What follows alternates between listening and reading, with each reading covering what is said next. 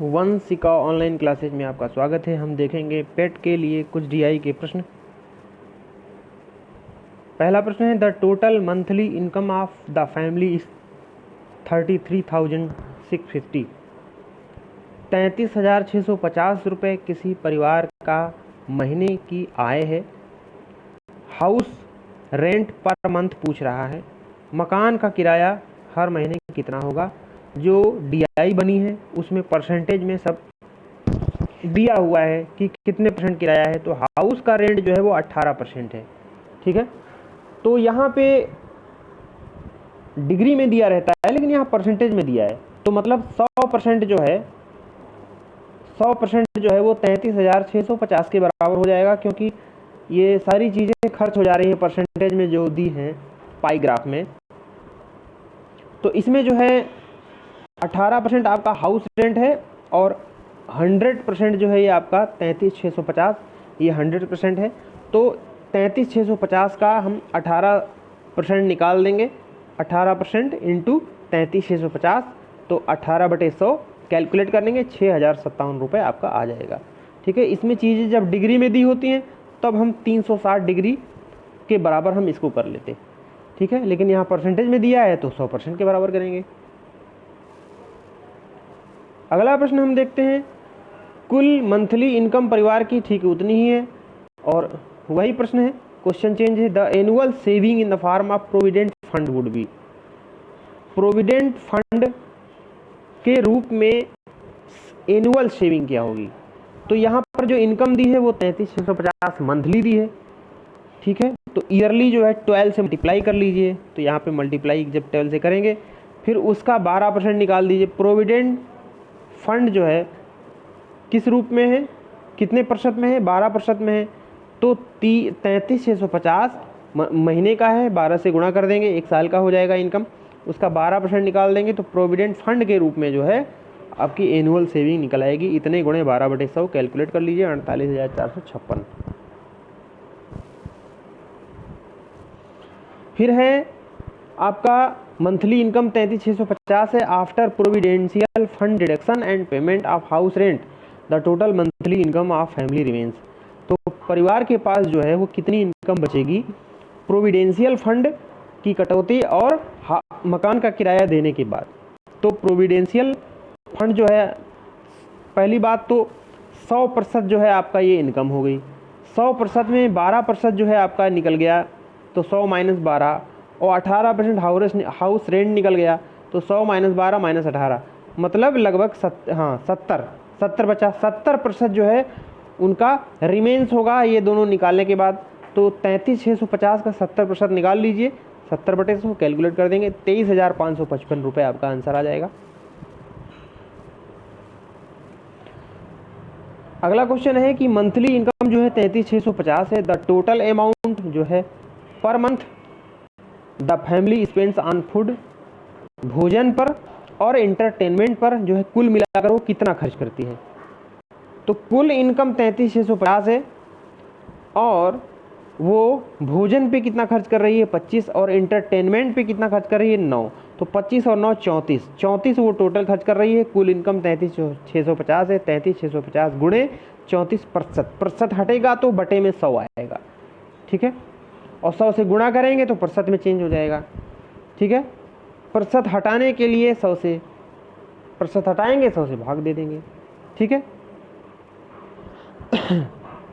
तो 25 फूड जो है आपका 25% है, और 9% जो है आपका इंटरटेनमेंट है। 25 और 9 34% जो है 33,650 का निकाल लेंगे। 33,650 गुणे 34/100 कैलकुलेट कर लेंगे, 11,441 रुपये आपका टुगेदर जो है उनका एक्सपेंडिचर आ जाएगा। अगला प्रश्न, डीआई चेंज हो गई। यहाँ पे कह रहा है टोटल एक्सपेंडिचर एक कंपनी का जो है वो मंथ का जो है 60,000 है। ठीक है, अब यहाँ पे जो पार्टिकुलर दिए गए हैं, जो यह चीज़ें दी गई हैं, ये सब डिग्री में दी गई हैं, पहले परसेंट में था। तो जब डिग्री में दी गई हैं तो यहाँ पे जो ये 60,000 है ये 360 डिग्री के बराबर होगा। 360 डिग्री बराबर 60,000, क्योंकि ये एक कंपनी की जो है मंथली इनकम 60,000 है टोटल इनकम जो है मंथली 60,000 है, तो 360 डिग्री बराबर 60,000 होगा। ठीक है, अब प्रश्न कह रहा है what percent of total expenditure, कुल खर्च का कितना प्रतिशत जो है बिजली पर है। ठीक है, तो बिजली पर जो है वो डिग्री में कितना खर्च है, 72 डिग्री। बिजली का जो खर्च है वो अंश में 72 अंश है और कुल खर्च जो है आपका 360 है अंश में। तो 72 जो है 360 का कितना भाग है, एक फ्रैक्शन निकाल लें तो 72/360 हो जाएगा। ठीक है, गुणे 100 कर देंगे, क्योंकि परसेंटेज में लाना है तो 100 से गुणा करेंगे। ठीक है, तो अब इसको कैलकुलेट कर लेंगे, आपका 20% आंसर आ जाएगा। ठीक है, DI वही है। अगला क्वेश्चन है कि कुल खर्च आपका 60,000 है कंपनी का, व्हाट परसेंट टोटल एक्सपेंडिचर, कुल खर्च का कितना प्रतिशत जो है रॉ मटेरियल पर खर्च होता है। तो 360 डिग्री जो है 60,000 के बराबर है और खर्च जो है रॉ मटेरियल पर होता है 90%। तो 90% कुल इनकम है आपकी उनकी 360 डिग्री और ये 90 डिग्री है, 90% नहीं, तो 90 डिग्री रॉ मटेरियल पे खर्च होता है और कुल 360 है, तो उस कुल खर्च का पूछा है।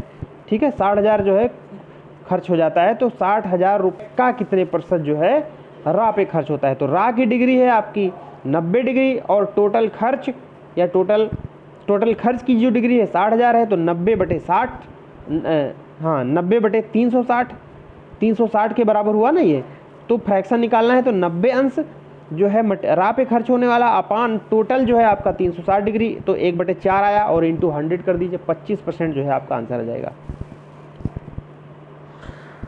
फिर अगला प्रश्न है द टोटल एक्सपेंडिचर, तो कंपनी का कुल खर्च 60,000 है, total expenditures on convenience, convenience 90% है, ये भी वैसे ही निकलेगा, 90 जो कन्वीनियंस पे खर्च होता है और अपान में 360 जो है टोटल खर्च आ जाएगा, इंटू जो अब यहाँ पे जो है परसेंटेज में नहीं पूछा है।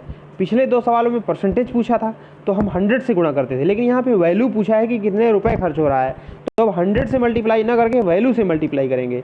तो कुल खर्च आपका 60,000 है, 360 डिग्री बराबर 60,000। ठीक है, अब 90 जो है कन्वीनियंस खर्च हो रहा है और 360 डिग्री कुल है, 90/360 ये फ्रैक्शन में आ गया। ठीक है, इंटू 60,000 से मल्टीप्लाई कर लीजिए, आपका 15,000 खर्च होगा कन्वीनियंस पे। 8वां प्रश्न है कुल एक्सपेंडिचर 60,000 है, what is the amount spent on overhead expenses, overhead expenses क्या है, उस पर कितना खर्च हो रहा है। तो ओवरहेड एक्सपेंसेज जो है आपका 108 डिग्री है। ठीक है, और टोटल खर्च आपका 360 डिग्री है, तो 108/360 इंटू 60,000 कर दीजिए, आपका 18,000 आंसर आ जाएगा। ये इजी क्वेश्चन है, हालांकि पेट में थोड़ा सा टफ लेवल का भी आ सकता है, इजी भी आ सकता है, क्योंकि पहली बार हो रहा है तो आइडिया लगाना मुश्किल होगा। लेकिन मेरा जो अनुमान है DI के क्वेश्चन इतने इजी नहीं आएंगे। ठीक है, और इतने टफ भी नहीं आएंगे कि जैसे बैंक में आते हैं, मीडियम लेवल के आएंगे। ठीक है, तो ये बेसिक स्तर के क्वेश्चन है, हम इससे टफ भी आपको लेके आएंगे, आपको हर तरह की प्रैक्टिस जो है आपको करवाएंगे।